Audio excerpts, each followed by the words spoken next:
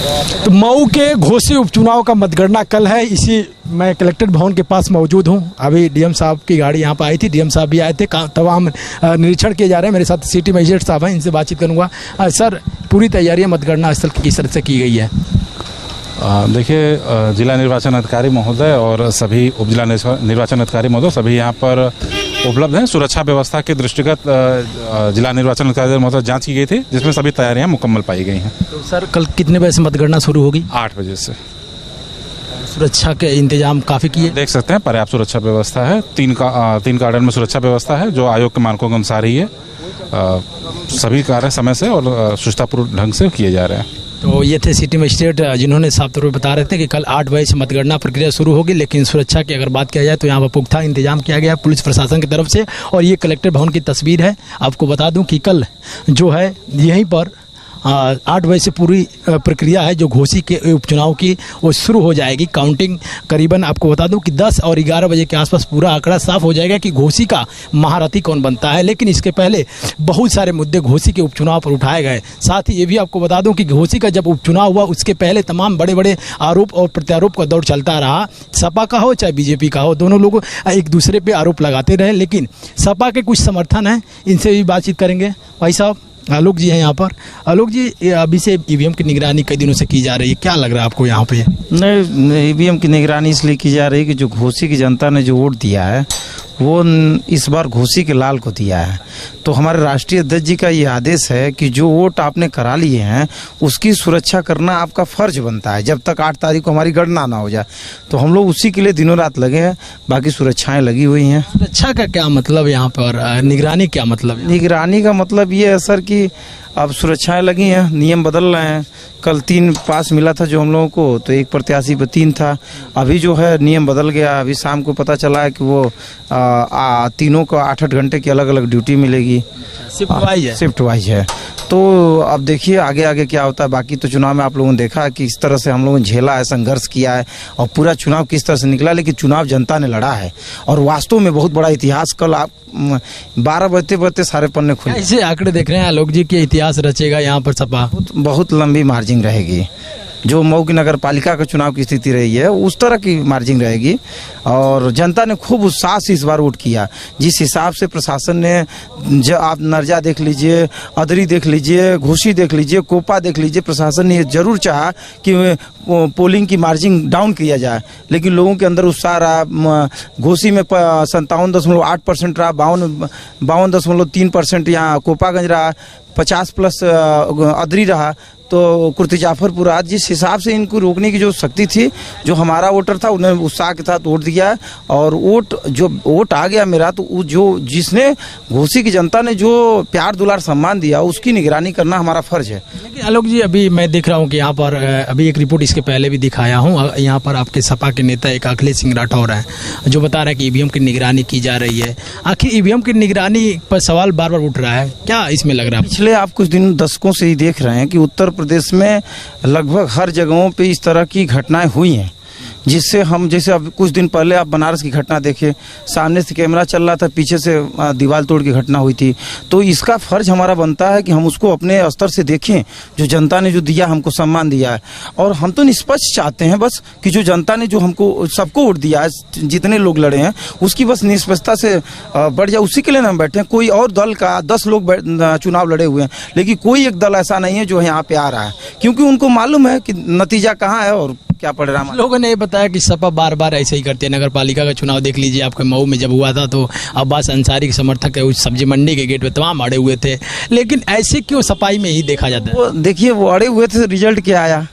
अड़े हुए थे, विजय की रिजल्ट आया। विजय की रिजल्ट, तो यहाँ भी विजय की रिजल्ट आएगी, क्योंकि जनता ने आशीर्वाद दिया है अपने घर के लाल को। आपको शासन प्रशासन में भरोसा नहीं है? नहीं, हमको भरोसा, देखिए आपने देखा मेरे साथ कितनी जातियाँ हुई, कितने मेरे लोगों को किस तरह से दौड़ाया गया, किस तरह से काट। मैं अदरी की घटना, मैं खुद था साक्षी उसका, जब आरसीसी की रोड पे करीबन 500 लोग खड़े थे और उनका आधार कार्ड रोक के चेक करने लगा लोग। अब ये पूछा जा रहा है कि आधार में कौन सा नंबर फिट है आपका, कौन सा डेट ऑफ बर्थ है आपका। कोई भी 60 साल का व्यक्ति अपना आधार के हिसाब से डेट ऑफ बर्थ बता सकता है? कोई नहीं बता सकता है। नाम की स्पेलिंग क्या है? तो ये सारी चीज़ों ने हम लोगों ने झेला है।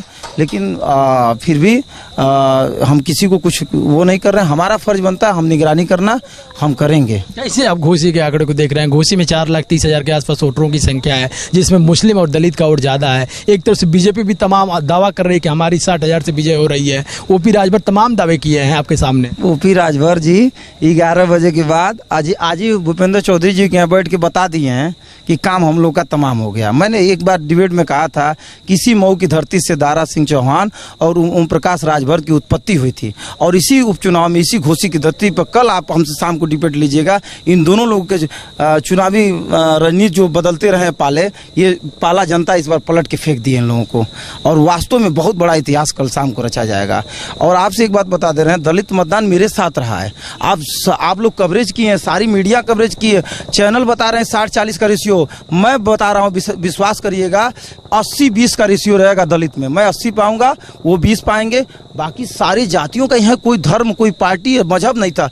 उसके जो लीडर का चुनाव था, यहाँ लीडर चुनाव लड़ रहा था, सारे पार्टी के लोग हमारी मदद किए हैं। उनको मालूम था यहाँ हर वर्ग, हर जात, समाजवादी पार्टी ने यहाँ पे उसको ब्राह्मण भी वोट दिया है, बनिया भी वोट दिया है, मौर्य भी दिया है, प्रजापति भी दिया है, कुमार भी दिया, सारी लोगों ने एक तरफा, क्योंकि घोसी की जनता ये चुनाव लड़ रही थी। लेकिन डिप्टी सीएम केशव प्रसाद मौर्य जिस तरह से मंच पे कह रहे थे कि 100 में 60 मेरा, 40 में उनका, लेकिन उनमें भी मेरा, ऐसे डिप्टी सीएम साहब सिराथू अपनी सीट नहीं बचा पाए। उनसे ये सवाल मैं बोला था कि आप अपनी सीट तो बचा लेते, आप डिप्टी सीएम थे, इतने बड़े हेलीकॉप्टर से घूमते थे प्रदेश में, अपनी सीट तो आप बचा नहीं पाए। और जो भी, और बाकी लोग देखिए, ब्रिजेश पाठक जी, सारे लोग दल बदलू, वो बसपा से भाजपा है, तो ये जो चीजें थी जनता बदलू की जो बात कर रहे थे, हम कई लोगों से पूछा, लोगों ने बता रहे थे कौन ऐसा नेता जो दल बदलू नहीं है। नहीं, आप मेरे नेता को देख लीजिए, 43 साल से एक पार्टी में है। अरे आप ही के विधायक जो थे उमेश चंद पांडे, जो सब बीजेपी में शामिल हो गए। तो वही जो दल बदलू हैं, जिनका एक ही वजूद होता है कि हमको अपने स्वार्थ से बचाना है, उसको उसी का तो जवाब जनता दे रही है इस बार, उसी का जवाब दे रही जनता। 16 महीने के अंदर चुनाव कराने के लिए नहीं बोली थी जनता ने, आपको 5 साल के लिए विधायक बनाया था।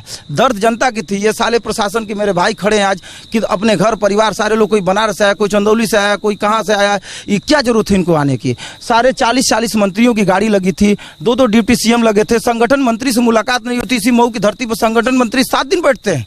12 भाजपा के लोग, जनता ने जवाब दे दिया कि जब मैं जागूंगा तो यहाँ पे मोदी और अमित शाह को भी आने की जरूरत पड़ जाएगी। आलोक जी, एक सवाल और लास्ट में करूंगा कि लोग कहते हैं कि सपा के लोग जहां हारते हैं वहां पर कहते हैं ईवीएम चेंज हो गया, ये क्या बात सही है? नहीं, देखिए, हम हारने और जीतने की क्यों, जो चीजें सामने आएगी, कभी मेरे साथ बनारस में जब घटना हुई थी तो उसको मैं देखूंगा ना।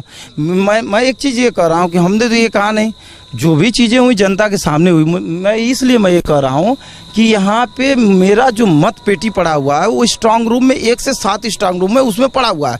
तो जब मेरा मत आके यहाँ पड़ा हुआ, तो मेरा फर्ज बनता है कि मैं उसको ध्यान रखूँ।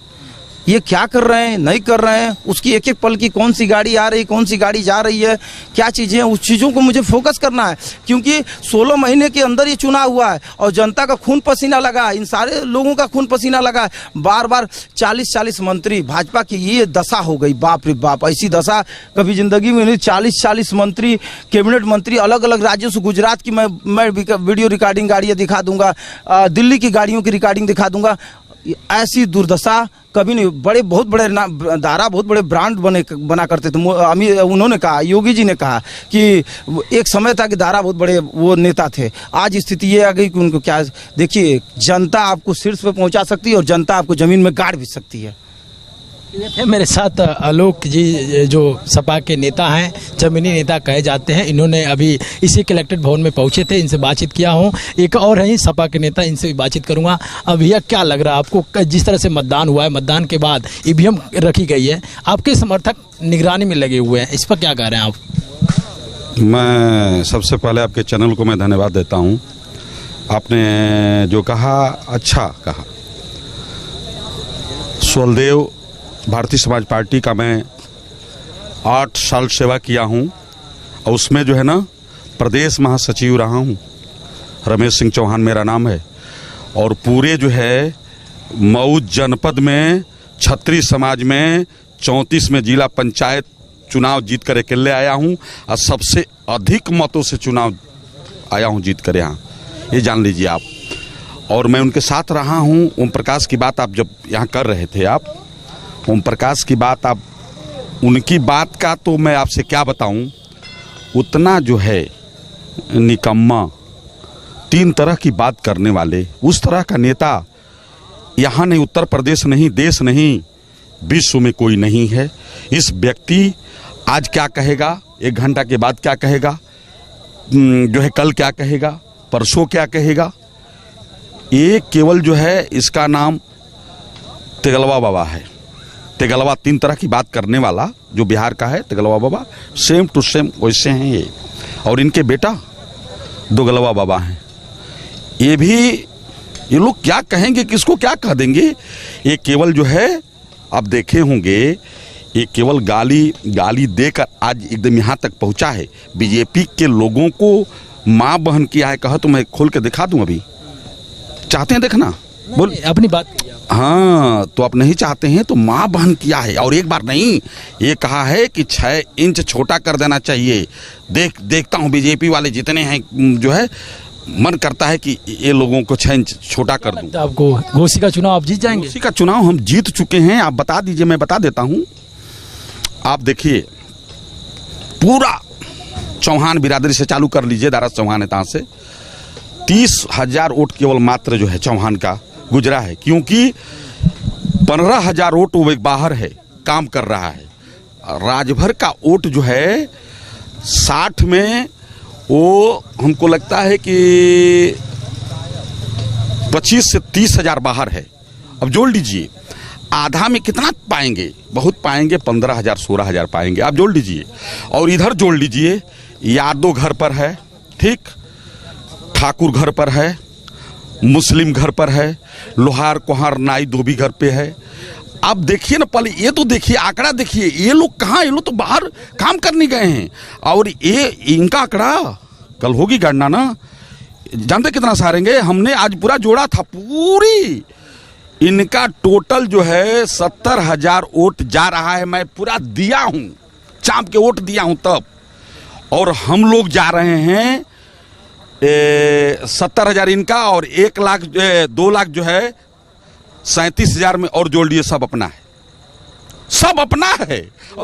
लेकिन मैं आपसे ये पूछना चाहूंगा, घोसी में मुस्लिम और वोटरों का वोट ज्यादा था, मुस्लिम और दलितों का, सॉरी, उसके बाद देखा जाए तो अन्य जातियां नीचे आए। तो ऐसे में दलित का वोट क्या बीजेपी को नहीं पड़ा है? 1-8% क्या बात करते हैं, दलित एकदम फिर राजभर कह रहे थे कि 2 बूथों पर उन्हीं का बस मिलने वाला, उसके बाद सब खाली रहे। पड़ गया होता, अंतर क्यों नहीं पड़ा, आप इस पर जाइए। अंतर इसलिए नहीं पड़ा कि माननीय श्री सुधाकर सिंह यहाँ के रहने वाले हैं, बाहरी नहीं है। सुधाकर सिंह जी यहाँ के रहने वाले हैं, इसलिए जो है सभी लोगों ने कहा है कि नीम के पेड़ तर बैठकर, और पूरे जितने, चाहे कोई भी कहीं का आ जाए, किसी भी जनपद का आ जाए, वो सबका काम करते हैं, इसलिए उनके ऊपर पड़ा है। यही यदि अंदर का रहता प्रत्याशी, यहाँ का रहता घोसी का, तो हम नहीं कह सकते कि हम चुनाव जीत सकते हैं। लेकिन अब तो मैं दावा के साथ चैलेंज, मैं एकदम बीच जो एकदम कलेक्टरी के बीच गेट पर मैं दावा के साथ कह रहा हूं कि चुनाव जो है माननीय श्री सुधाकर सिंह जीत गए हैं। ये लोगों ने कितना ही गड़बड़ी करेगा, क्या गड़बड़ी करेगा, कुछ नहीं करेगा, उससे कोई मतलब नहीं है। चुनाव जीतना निश्चित तय है। और रमेश सिंह चौहान से आप जो है जुबानी सुने हैं, मेरा घर जो है वहाँ रतनपुरा है, रतनपुरा वार्ड नंबर 9 से जिला पंचायत अपनी पत्नी को मैं खड़ा किया था। और 2017 में हमने जो है विधानसभा चुनाव भी लड़ा है लोक गठबंधन पार्टी से, यहीं से। और हम जो आंकड़ा दिए हैं, वो आंकड़ा निश्चित बताता हूं कि सब वोट हमारा है। 2,37,000 में 70,000 इनका, और उसके बाद श्री सुधाकर, ये रमेश चौहान थे जिन्होंने साफ तौर पर बता रहे थे कि 2 लाख में सिर्फ 70,000, 2,37,000 में सिर्फ बीजेपी का कम ही उठा। ऐसे में देखा जाए तो कल जिस तरह से नतीजे आएंगे इसी कलेक्ट्रेट भवन से, वो सामने आ जाएंगे। लेकिन आपको बता दूं कि 8 बजे से पूरी प्रक्रिया शुरू हो जाएगी मतगणना की, और यहाँ पर जिस तरह से सुरक्षा के घेरे में पूरे इंतजाम अभी से किए जा रहे हैं, तस्वीरें थोड़ा सा आगे बढ़ के दिखाइए। देखिए, जैसे आपको कलेक्टर भवन पूरे छावनी में कल तब्दील रहेगी, ताकि अंदर कोई भी व्यक्ति प्रवेश करता है तो उसका पूरा CCTV कैमरे में उसकी पूरी निगरानी रहेगी। और अभी से कहा जाए जाए तो सपा के कुछ समर्थक हैं यहाँ पर बैठे हुए हैं, ईवीएम की निगरानी कर रहे हैं ताकि कहीं से कोई दिक्कत ना हो, कोई व्यक्ति अंदर ना जाए। इसको लेकर तमाम जो सपा के समर्थक, सपा के नेता, सपा के कार्यकर्ता थे, तमाम बड़े दावे कर रहे हैं कि हमारी विजय होगी। लेकिन घोसी का, घमासान का ये चुनावी माहौल कौन जीतता है, ये देखने वाली बात कल पूरे 8 सितंबर को सामने आ जाएगा। पूरा नतीजा शाम को करीबन 2 बजे के आसपास ये आंकड़ा घोसी का सामने आएगा। वैसे तो देखा जाए तो घोसी पर जिस तरह से मतदान हुआ है, मतदान के दिन जिस तरह से मैं तस्वीरें आपको बताया था, दिखाया था कि यहाँ पर 50% के आसपास वोटिंग हुई है, तो ऐसे में शाम के समय धीमी थी वोटरों की संख्या। तो देखने वाली बात कल होती है कि क्या होता है, किस तरह से नतीजे सामने आते हैं घोसी के। कैमरा पर्सन मनीष के साथ अजय गुप्ता, प्राइम न्यूज, मऊ।